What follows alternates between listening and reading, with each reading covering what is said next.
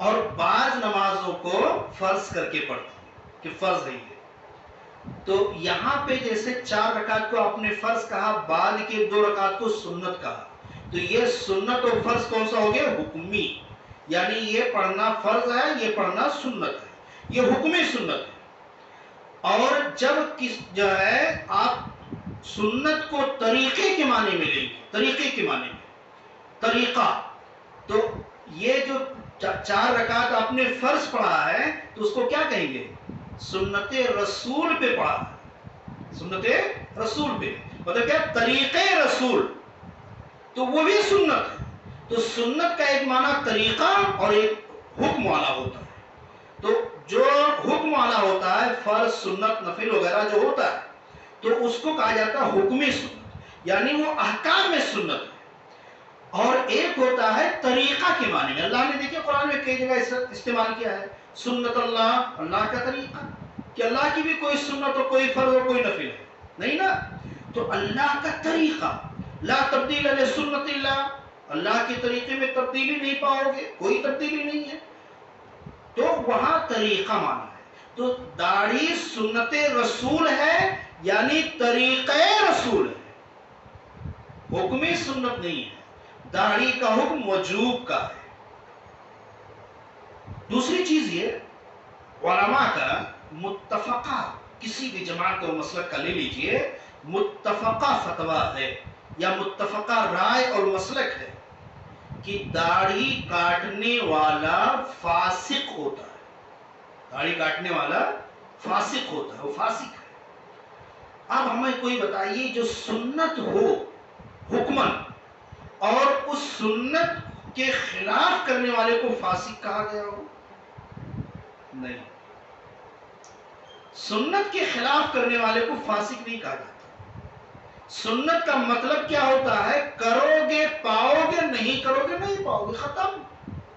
ایک چیز سنت ہے حکمن، اگر اس عمل کو آپ نے کیا ثواب ملا، نہیں کرو گے نہ ثواب ملا نہ گناہ ملا. یہ ہوتا ہے سنت. فرض کا کیا مطلب ہے؟ جو حکمن فرض ہوتا ہے، فرض کا مطلب ہوتا ہے کرو گے تو ثواب ملے گا، نہیں کرو گے تو گناہ ملے گا. سنت کا مطلب کیا ہوتا ہے؟ کرو گے تو ثواب ملے گا، نہیں کرو گے تو نہ ثواب نہ گناہ، برابر ہے. نہ آپ کو ثواب ملا کرنے کا اور نہ تو گناہ ہی ملے گا نہ کرنے کا. یہ حکمی سنت ہوتا ہے. لیکن داڑھی کے تعلق سے کہا گیا ہے کہ فاسق ہے. داڑھی کاٹنے والا چاہے وہ شیو کرتا ہو چاہے قینچی دوڑاتا ہو، دونوں فاسق ہے. اب جب فاسق ہوا تو حکم کون سا لگے گا؟ سنت کا نہیں. سنت کا چھوڑنے والا فاسق نہیں ہوتا ہے. سنت کا چھوڑنے والا ثواب سے محروم ہوتا ہے. جیسے مثال لے لو، ابھی یہ عشر ذی الحجہ کی بات چل رہی ہے. اب عشر ذی الحجہ میں عرفہ کا روزہ ہے، بڑی فضیلت، 2 سال کے گناہوں کا کفارہ ہے. لیکن حکمن کیا ہے؟ وہ روزہ سنت ہے. رمضان کا روزہ کیا ہے؟ فرض ہے. رمضان کا روزہ اگر آپ نے بلا عذر ایک روزہ چھوڑ دیا، اللہ کے رسول صلی اللہ علیہ وسلم کی حدیث کے جو الفاظ ہیں، دہر کا لفظ، دہر اور دہر کا دونوں معنی ہوتا ہے، سال اور زمانہ، یعنی پورا دہر. تو پورا دہر چاہے سال کو کہو اور چاہے دوسرا معنی زمانہ بھی لے سکتے ہو. پورا دہر بھی اگر روزہ رکھے تو اس کمی کو، اس فضیلت و برتری کو نہیں برابر کر سکتا، اس کو نہیں پا سکتا. کون؟ ایک روزہ رمضان کا بلا عذر چھوڑا، کوئی عذر نہیں تھا، نہ بیماری تھی، نہ ناپاکی تھی، نہ اور سفر تھا، کوئی عذر نہیں تھا جس کو شریعت نے عذر کہا ہو، وہ عذر نہیں تھا. بلا عذر ایک روزہ چھوڑا، پورا دہر وہ روزہ رکھے تو اس کے ثواب کو حاصل نہیں کر سکتا. یہ ہے رمضان کے ایک فرض روزے کے چھوڑنے کی وبال، چھوڑنے کا گناہ. لیکن اگر آپ عرفہ کا روزہ چھوڑ دیں، چاہے عذر سے چھوڑے بلا عذر سے چھوڑے، کہیں بھی ایک گناہ کا تذکرہ نہیں آتا کہ اگر آدمی نے عرفہ کا روزہ چھوڑ دیا، نہیں رکھا، تو اس کو یہ گناہ ملے گا، یہ یا حکم لگے گا، کہیں بھی نہیں. کیوں؟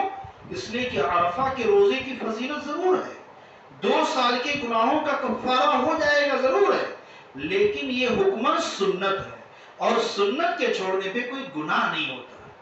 اب اگر رکھو گے عرفہ کا روزہ تو 2 سال کا گناہ معاف ہو جائے گا، 2 سال کے گناہوں کا کفارہ بن جائے گا۔ لیکن اگر عرفہ کا روزہ چھوڑ دیے آپ کو کوئی گناہ نہیں ملے گا۔ یا اسی طرح سے باقی جو عشر ذی الحجہ کے باقی جو ایام ہیں ان ایام میں روزہ رکھیں گے ثواب ملے گا، بڑی فضیلت کا عشرہ ہے یہ۔ لیکن اگر نہیں کریں گے، نہیں جو ہے اس میں روزہ رکھیں گے، نہیں نفلی صدقات کریں گے، نہیں نفلی نمازیں پڑھیں گے تو کوئی گناہ نہیں ملے گا کہ گناہ ملے۔ تو یہ ہوتا ہے سنت۔ سنت یعنی جو کرنے پہ ثواب ہو اور نہ کرنے پہ کوئی گناہ نہ ہو تو اس کو سنت کہا جاتا ہے۔ اور جب طریقے کے معنی میں آئے گا تو اس کو اگر چھوڑ دے تو گناہ ہوگا طریقے کے معنی میں۔ جیسے مثال لے لو، رفع یدین یا رکوع میں کمر کو پیٹھ کو سیدھے رکھنا، یا اسی طرح سے سجدے میں ہاتھ کوہنیوں کو بغل یا ران سے چپکا کر کے نہ رکھنا، یہ ساری چیزیں کیا ہیں؟ سنت ہے طریقے میں۔ اب اگر آپ اس کے اپوزٹ کر کے نماز پڑھیں گے، اس سنت کی مخالفت کر کے تو گناہ پائیں گے۔ تو طریقہ والا جو سنت ہے اس میں چھوڑنے سے، اس کا خلاف کرنے سے گناہ ملتا ہے، اور حکمن جو سنت ہے جس کا حکم سنت کا ہے اس کے نہ کرنے پہ کوئی گناہ نہیں ہے، کرنے پہ ثواب ہے، نہ کرنے پہ کوئی گناہ نہیں ہے۔ تو آج اگر بات سمجھ میں میری آ گئی ہو تو میں آگے بڑھتا ہوں، اور یہ جو ہے ذہن نشین کر لیجیے کہ سنت ایک طریقہ کے معنی میں ہوتا ہے اور سنت ایک حکم کے اندر ہوتا ہے، جس کو حکمی سنت کہہ سکتے ہیں، طریقے سنت کہہ سکتے ہیں۔ اور داڑھی رکھنا سنت رسول ہے، یعنی طریقے رسول ہے، اور اس کا حکم اگر دیکھنے جائیں تو واجب ہے۔ اسی لیے داڑھی کاٹنے اور صرف کرنے والے کو فاسق کہا گیا ہے، وہ گنہگار ہے۔ جبکہ عرفہ کا روزہ سنت ہے، عرفہ کا روزہ چھوڑنے والے کو گنہگار نہیں کہا گیا، صرف ثواب نہیں پائے گا بس، لیکن گناہ نہیں پائے گا۔ تو جو حکم سنت ہوتا ہے اس کا یہ مطلب ہوتا ہے۔ بہرحال تو کہاں سے بات نکلی تھی کہ جو ہے حج مبرور یعنی جو سنت کے مطابق ہو اور حلال کمائی سے وہ حج ادا کیا گیا ہو، وہ حج مبرور ہے۔ اور آنے کے بعد اگر اس کے حالات، اس کی کنڈیشن نیکیوں کی طرف، دین کی طرف زیادہ مائل ہوتے ہیں تو ایک پہچان، ایک علامت ہو جاتی ہے کہ یہ سنت، یہ حج مبرور ہے۔ تو اگر حج مبرور ہو گیا تو اللہ کے رسول صلی اللہ علیہ وسلم نے فرمایا کہ لیس لہ جزاء الا الجنہ، کہ حج مبرور کا کوئی دوسرا بدلہ ہے ہی نہیں سوائے جنت کے، یعنی جنت سے نیچے، جنت کے علاوہ کوئی اس کا بدلہ ہے ہی نہیں، سیدھا جنت ہی بدلہ ہے۔ تو اللہ نے اگر توفیق دیا ہے تو یہ حج کرنا چاہیے۔ دوسرا عمل روزہ رکھنا چاہیے، اس لیے کہ روزہ بھی جو ہے بہت اچھا عمل ہے، اور اللہ کے رسول صلی اللہ علیہ وسلم نے فرمایا کہ ما من عبد یصوم یوما فی سبیل اللہ الا باعد اللہ بذلک اليوم وجهه عن النار 70 خریفا، کہ جو بندہ اللہ کے راستے میں ایک دن کا روزہ رکھتا ہے تو اللہ رب العالمین اس ایک دن کے روزے کی وجہ سے اس کے چہرے کو جہنم سے 70 سال کی دوری پہ کر دیتا ہے، یعنی اس کے چہرے اور جہنم کے درمیان 70 سال کی دوریاں ہو جاتی ہیں، ایک روزہ، ایک دن کا، فی سبیل اللہ یعنی فی ابتغاء مرضات اللہ، اللہ کی خوشنودی تلاش کرنے کے لیے، اللہ کی رضا کے لیے۔ تو فی سبیل اللہ کا مفہوم ہے اللہ کی رضا، اللہ کی خوشنودی کے لیے، یعنی اللہ سے ثواب لینے کے لیے، اللہ کو راضی کرنے کے لیے ایک دن کا اگر آپ نے روزہ رکھا اللہ کے لیے تو ایک دن کے روزے کا ثواب ہے کہ اللہ رب العالمین 70 سال کی دوری کر دے گا جہنم کے اور آپ کے چہرے کے درمیان۔ یعنی جہنم سے 70 سال دور رہیں گے. مطلب کیا ہے کہ جہنم میں داخل نہیں ہوں گے. تو جب اتنی فضیلت ہے تو عشر ذی الحجہ میں اور زیادہ اس کی فضیلت بڑھ گئی، لہٰذا اس میں رکھا جائے. جیسا کہ ازواج مطہرات جو ہے رسول اللہ صلی اللہ علیہ وسلم کی بیویاں کہتی ہیں کہ کان رسول اللہ صلی اللہ علیہ وسلم یصوم تسع ذی الحجہ، کہ اللہ کے رسول صلی اللہ علیہ وسلم ذی الحجہ کے 9 دنوں کا روزہ رکھتے تھے، یعنی 1 تاریخ سے لے کر کے 9 تاریخ تک. ویوم عاشورہ، اور یوم عاشورہ کا روزہ رکھتے تھے، یعنی محرم جس کو ہم کہتے ہیں، محرم کے دن کا، 10ویں محرم کا. وثلاثۃ ایام من کل شہر، اور ہر مہینے 3 دن روزہ رکھتے تھے، یعنی ہر مہینے 3 دن کا روزہ رکھتے تھے. اس کا حساب یہ ہوتا تھا کہ ایک عمل کا اللہ رب العالمین کم سے کم 10 گنا بدلہ دیتا ہے. تو جب ہر مہینے 3 دن کا روزہ رکھ لیے تو گویا 30 دنوں کے روزے کا ثواب مل گیا. اور اسی طرح ہر مہینہ کرتے رہے تو پھر پورا سال، اور ہر سال کرتے رہے پوری زندگی روزے کا ثواب مل جائے گا. تو اس لیے اللہ کے رسول صلی اللہ علیہ وسلم رکھتے تھے. تو اس سے ثابت ہوا کہ اللہ کے رسول 9 دنوں کا روزہ رکھتے تھے عشر ذی الحجہ میں، لہذا روزہ رکھنے کا عمل بھی مستحب ہے، اس کو کرنا چاہیے.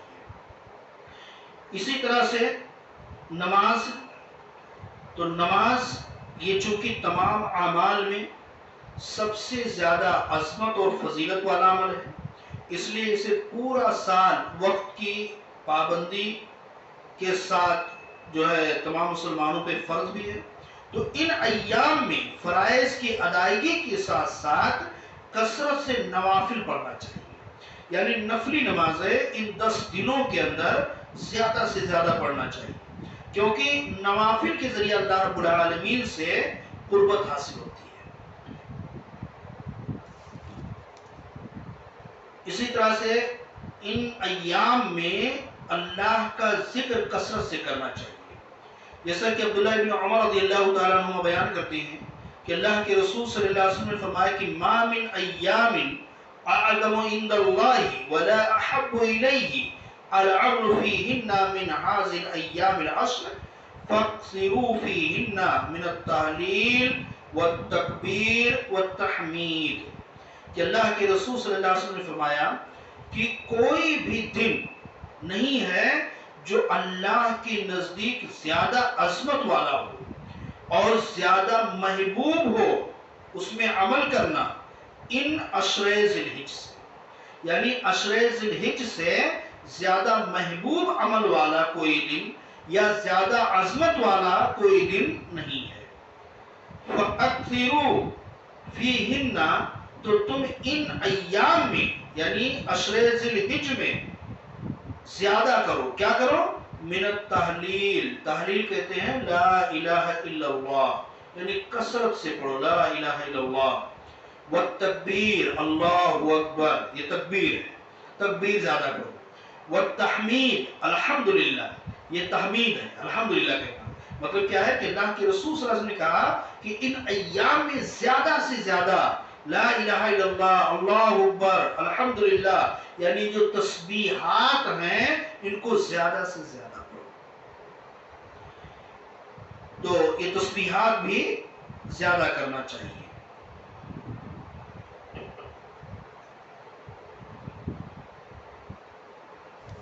اور اس کے علاوہ بھی بہت سارے تسبیحات احادیث میں آئے ہیں، دعا کی کتابوں میں ہیں، ہم لوگ جانتے بھی ہیں. تو بہرحال وہ تسبیحات کا اہتمام کرنا چاہیے. اور کیا عمل کرنا چاہیے اس میں؟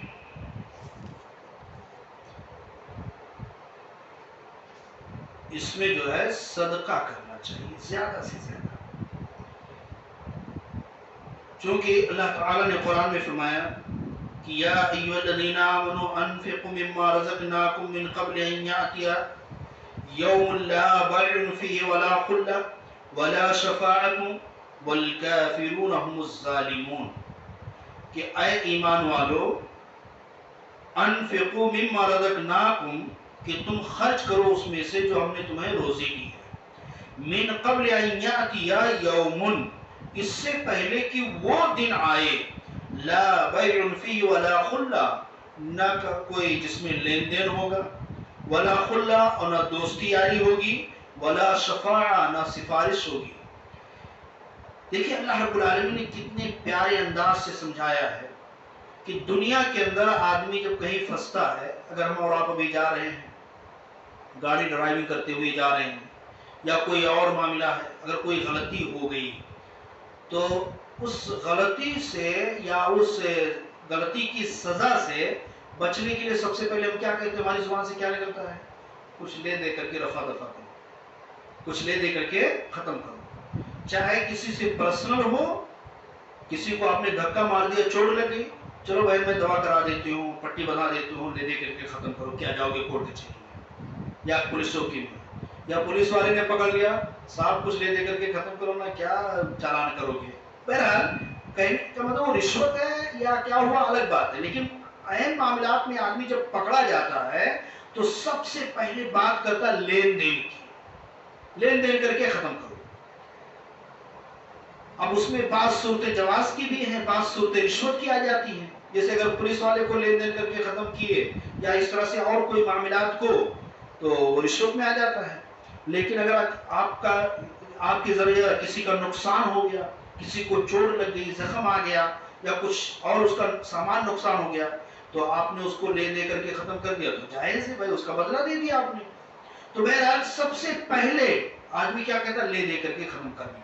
اللہ نے کہا لا بیع فی، قیامت کے دن لین دین نہیں ہوگا کہ اللہ کچھ لے لے جہنم سے چھوڑ دے، جہنم سے بچا دے، نہیں ہوگا۔ اگر لے دے کر کے ختم کرنے کا معاملہ نہیں حل ہو پاتا ہے تو دوسرے نمبر پہ کیا کرتے ہیں؟ دوستی یاری، رشتہ داری کا حوالہ ہوتا ہے۔ تو اللہ نے کہا ولا خلا، وہاں دوستی یاری بھی کام نہیں آئے گی، رشتہ داری بھی کام نہیں آئے گی، یعنی کوئی جان پہچان والا نہیں کام آئے گا کہ ہمارے باپ، ہمارے دادا، ہمارے فلاں، ہمارے آجا پرکا یا فلاں جو ہے ہمارے فلاں نیتا ہے، فلاں چوکیدار ہے، فلاں آفیسر ہے، فلاں کمشنر ہے، فلاں جو ہے پارٹی کے ممبر ہیں، فلاں ہیں، یہ سب وہاں کچھ نہیں کام آئے گا۔ یہ دوسرے نمبر پہ آدمی کرتا ہے، جب پہلے لے دے کر کے نہیں سمجھتا ہے تب سورس لگاتا ہے، ہمارے بڑے نیتا ہو، کمشنر ہو یا اور کوئی ہو، اس طرح سے بڑے کو ڈھونڈتا ہے، سورس لگاتا ہے، دوستی یاری دکھاتا ہے، رشتہ داریاں دکھاتا ہے۔ اللہ نے کہا ولا خلا، یہ سب نہیں چلے۔ اب اس سے بھی جب تھک ہار جاتا ہے تو تیسرے نمبر پہ کیا کرتا ہے؟ ریکویسٹ، سفارش، خود کرے یا کسی سے کرائے، کسی بڑے سے سفارش کراتا ہے۔ جس سے مثال کے طور پہ دونوں میں فرق کیا ہے؟ ابھی ہماری گاڑی مثال کے طور پہ پکڑی گئی، ہم نے کہا صاحب لے دے کے ختم کرو، نہیں مانا۔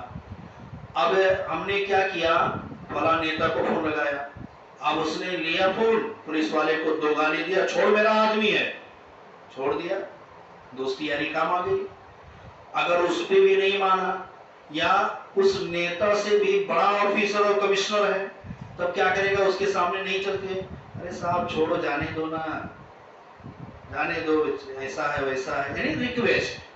تو اللہ نے کہا ولا شفاعہ، ریکویسٹ بھی نہیں چلے گی، سفارش بھی نہیں چلے گی، یعنی نہ لے دے کر کے چھوٹو گے، نہ دوستی یاری رشتہ داری کے حوالے سے چھوٹو گے، اور نہ تو کسی کی سفارش ہی چلے گی۔ تو اس دن، جس دن یہ تینوں چیزیں، تینوں آپشن نہیں ہوں گے، اس دن کے آنے سے پہلے اپنے مال کو، اور کون سا مال؟ مما رزقناکم، جو ہم نے تم کو دیا ہے، یعنی تمہارا نہیں ہے، ہم نے دیا ہے، ہمارا دیا ہوا جو مال ہے اس مال کو خرچ کرو اس دن کے آنے سے پہلے۔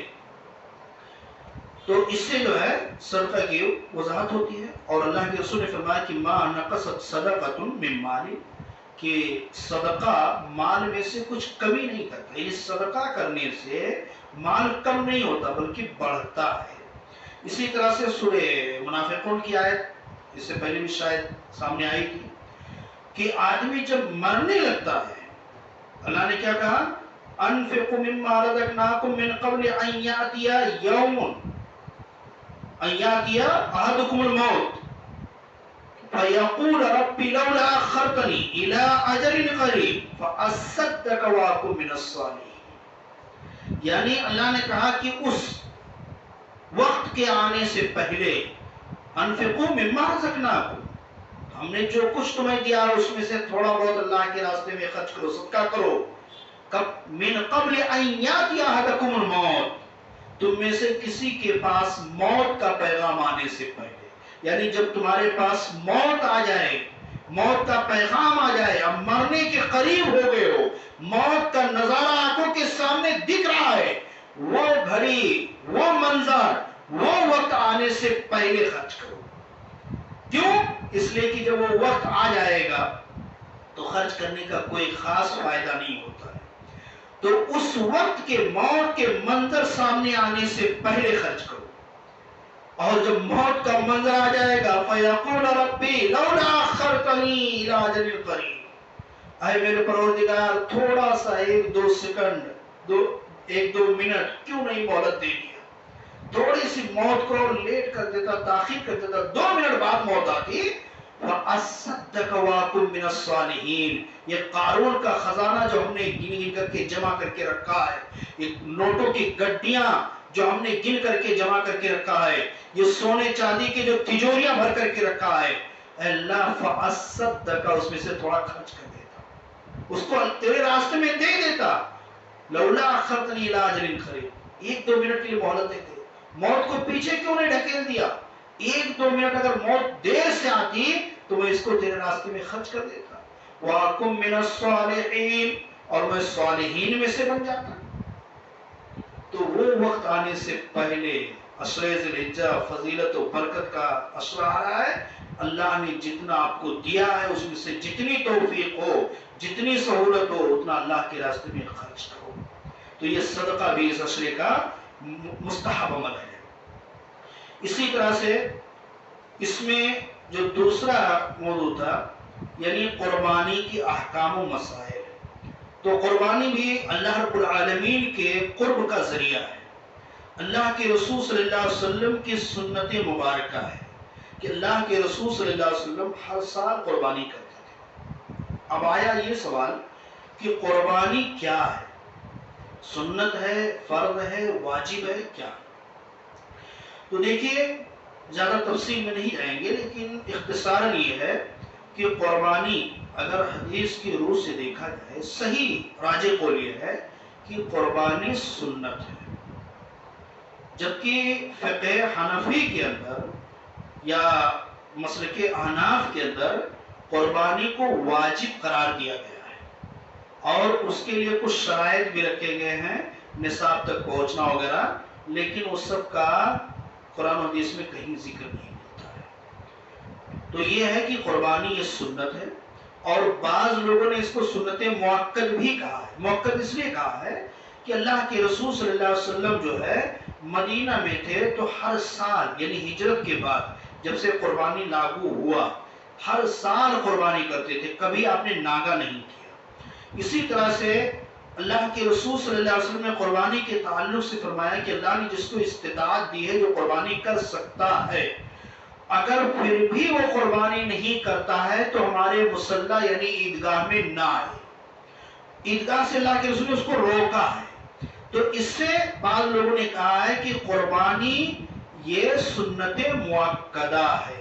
تو بہرحال چاہے سنت کو ہو یا سنت مؤکدہ کو ہو، تو دونوں کہنے کی گنجائش ہے کہ قربانی یہ سنت ہے یا سنت مؤکدہ ہے، لیکن واجب کی دلیل حدیث میں نہیں ہے. اسی طرح سے قربانی کرنے کے لیے کتنا مالدار ہونا ضروری ہے. دیکھیے آج کل عوام اتنے پیکریں بدلتی ہیں کہ اللہ کی پناہ. دیکھیے ہر عمل اپنی اپنی جگہ پہ ایک اہمیت کا حامل ہوتا ہے، اور ہر سچویشن میں، ہر کنڈیشن میں آدمی الگ الگ کیفیت میں ہوتا ہے. لیکن عوام اتنی سیانی ہو چکی ہے، اتنی ہوشیار ہو چکی ہے کہ اپنے دھندے کی چال بازیاں دین میں بھی اپنے چال بازیاں کرنا شروع کر دیتی ہیں.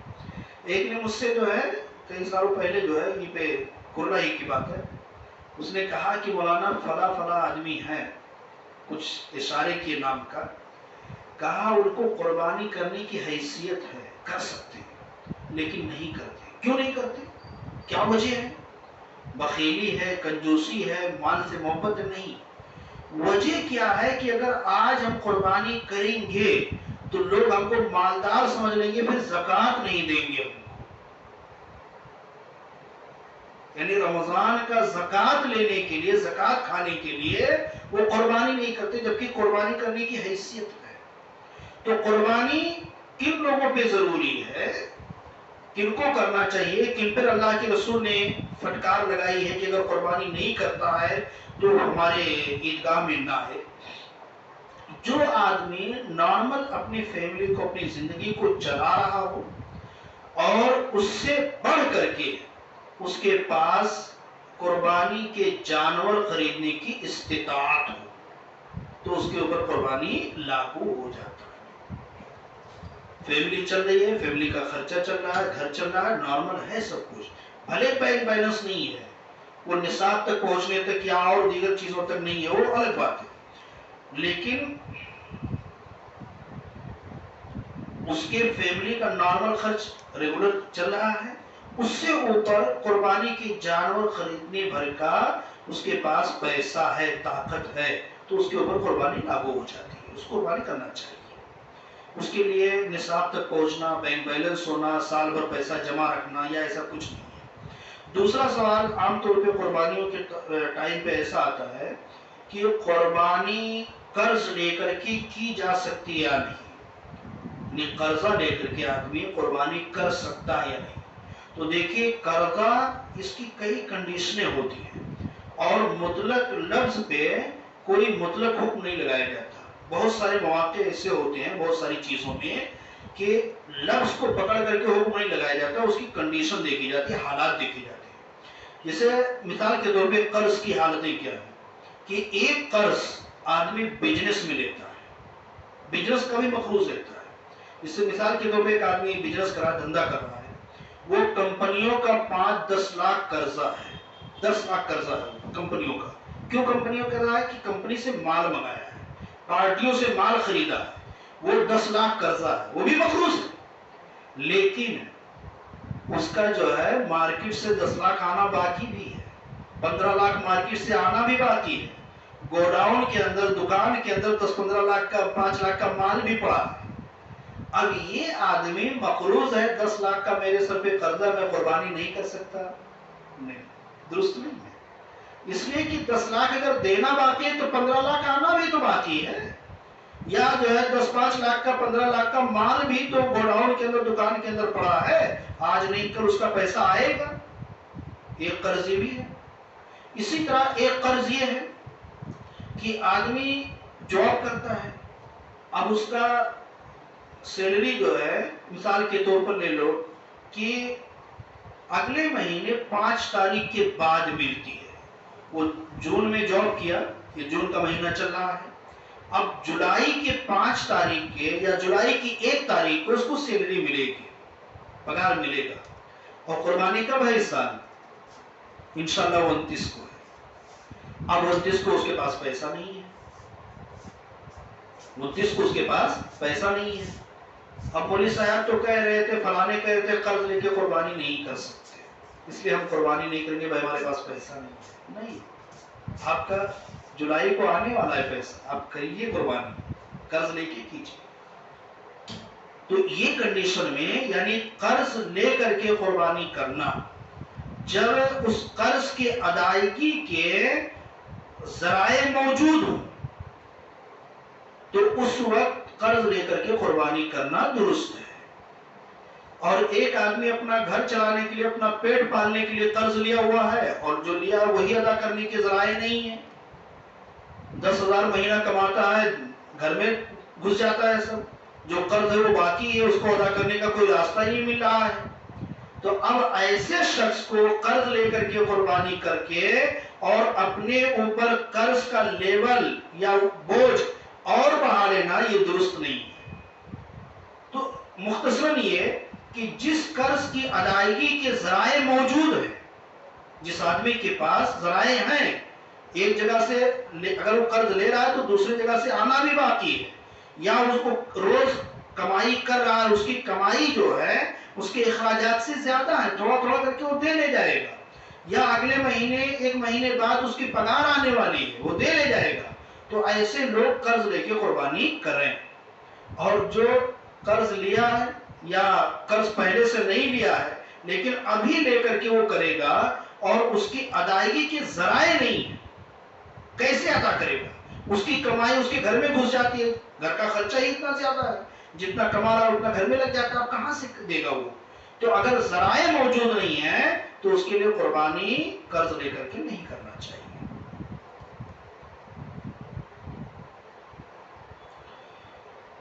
کسی نے سوال بھیجا ہے کیا قربانی کے وجوب سے عقیقہ جس پر واجب ہے وہ وجوب ختم ہو جاتا ہے؟ طارق مسعود نے اپنے بیان میں یہ کہا ہے. عقیقہ اور قربانی دونوں کے الگ الگ وضاحت بتا دیجئے لوگوں کے لیے. دیکھیے عقیقہ اور قربانی یہ دونوں الگ الگ عمل ہیں اور دونوں کے الگ الگ کیٹیگری ہیں اور دونوں کے الگ الگ وقت ہیں. قربانی ہر سال ہے.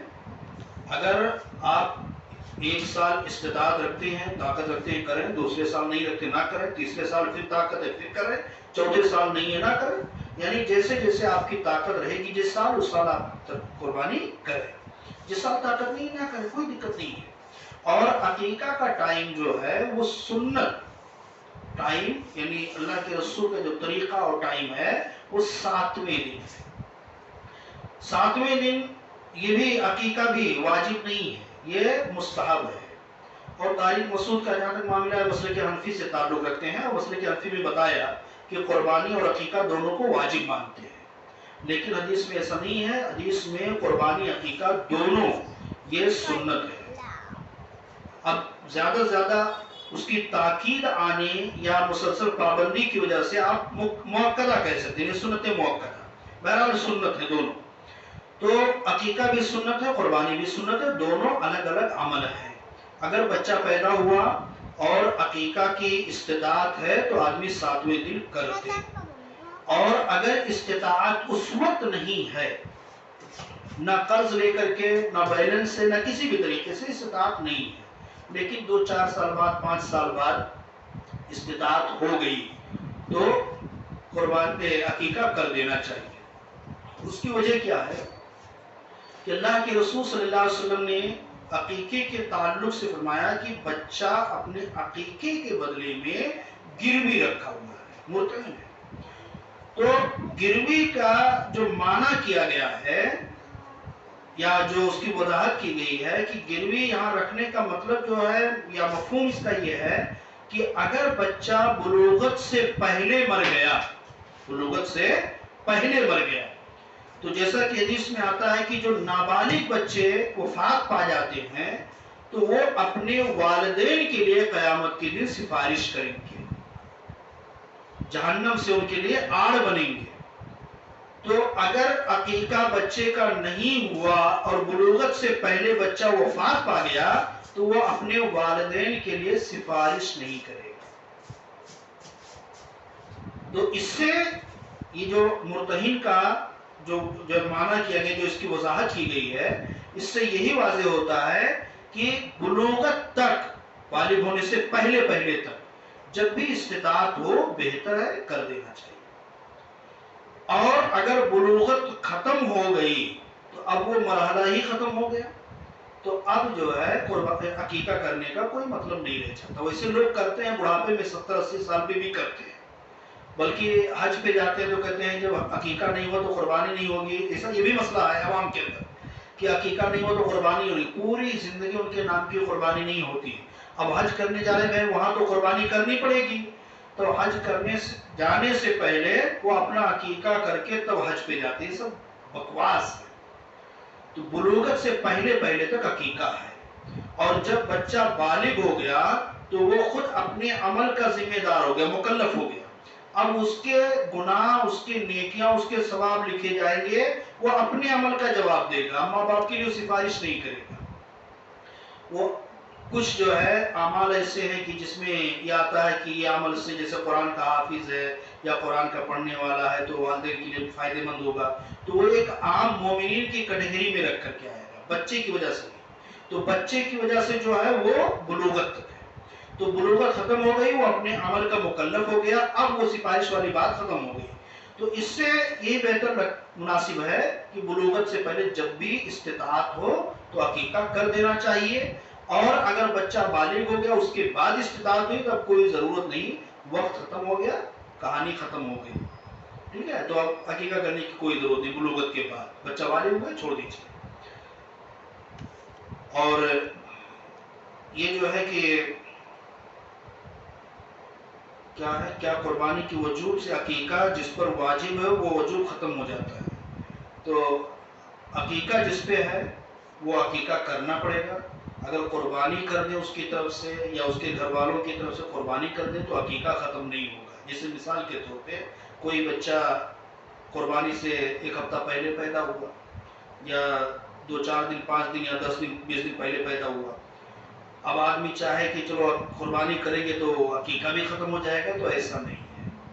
कुर्बानी अलग अमल है, कुर्बानी का टाइम आया, उसका दिन आया, आप कुर्बानी कीजिए। बच्चा पैदा हुआ है, बच्चे की अकीका करना एक अलग अमल है। अल्लाह ने एक नेमत दी है, अकीका असल में है नेमत का शुक्रान, कि अल्लाह ने आपको बच्चे की नेमत दी, उसका शुक्र अदा करना है। एक जानवर उसके नाम पे ज़िबा करना है अल्लाह के लिए, तो अल्लाह के नाम पर उसकी तरफ से जानवर ज़िबा करना है बस। तो बच्चे की नेमत मिली है तो उसकी तरफ से अकीका करें, कुर्बानी का वक्त आया कुर्बानी करें। ये दोनों एक दूसरे को ख़त्म नहीं करते। जैसे ईद बकरा ईद है, यानी ईदें दोनों, ये अगर जुमा के दिन आ जाए तो जुमा की उजूबियत को ख़त्म कर देते हैं, यानी इख्तियार रहता है, चाहे तो जुमा की नमाज पढ़े चाहे तो ज़ोहर पढ़ ले, इख्तियार हो जाता है। तो इस तरह से कुर्बानी और अकीका एक दूसरे के जो है अमल को ख़त्म नहीं करते, ठीक है। तो कुर्बानी अपनी जगह पे, अकीका अपनी जगह पे, दोनों का जब जब वक्त आए तो दोनों करना चाहिए। इस्तिताअत है तो, नहीं इस्तिताअत तो जाने दीजिए, कोई हर्ज नहीं है। टाइम कितना हो रहा है?